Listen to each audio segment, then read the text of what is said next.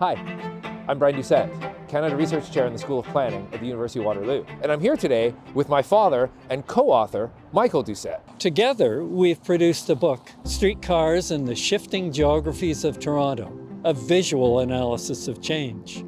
We share a long-standing interest in Toronto's transportation history, including its iconic streetcars.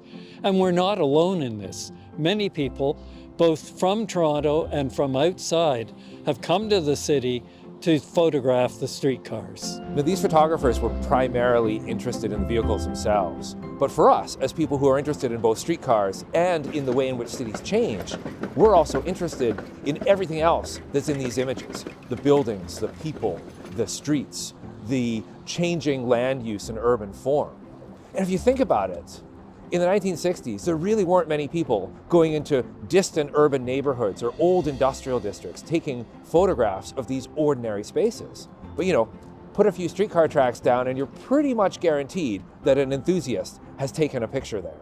For this book, we've rephotographed these old images to bring them into dialogue with current planning and policy issues. This repeat photography reveals the subtle and not so subtle changes that have occurred in Toronto, which helps us to understand the transition the city made from a provincial and manufacturing center to a major global player today. Downtown Toronto is where the transition to a global city is most striking. You can see it in the skyline. For example, over my shoulder is the old Bank of Commerce building. It opened in 1931, and it was the tallest building in Canada till the early 1960s. Today, because of developments in terms of new offices and condominiums, there are more than 90 buildings that are taller than the Bank of Commerce.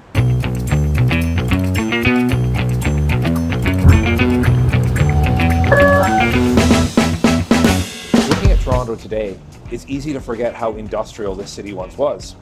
Back in the 1960s, there were factories along the waterfront, rail corridors, streets like King, and even in all but the most wealthy neighborhoods. Today, virtually all that manufacturing is gone, and most of those factories have been demolished. Where this industry used to be, today we find tall clusters of condominium towers.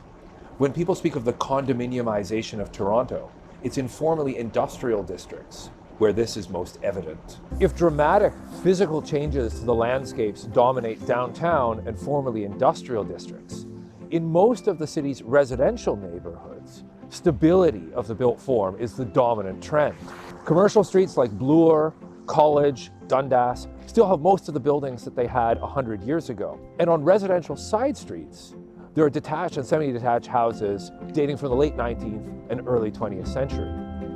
You can easily use these old streetcar photographs and navigate through these neighborhoods knowing exactly where you are, because most of the buildings that were there 60 or 70 years ago are still there today.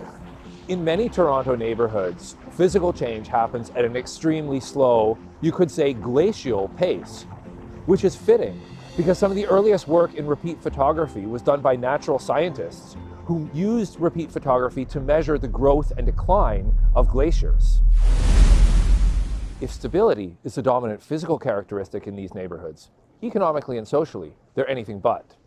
Many Toronto neighborhoods have become wealthier as gentrification has displaced many of the working class and immigrant communities that are now increasingly found within inner suburbs.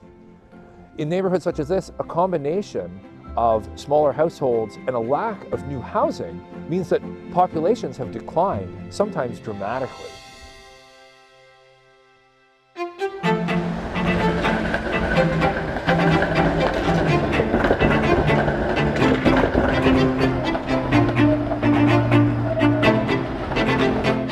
In this book, we ask two questions. What do visual changes tell us about spatial, social, and economic change? How can the big forces of change in cities be visualized? There are many books that try to assess urban change. Ours is one of the few that uses visual methodology as its basis. We want to use photography as a way to begin new conversations and to enhance existing ones about how Toronto has changed and why. We move beyond using photographs simply as a nice way to illustrate findings derived from other sources. Our world and our city are very visual. With this book, we want to not only strengthen academic debates, we want to challenge everyone, planners, politicians, policymakers, and the general public, to think about their cities in new and different ways.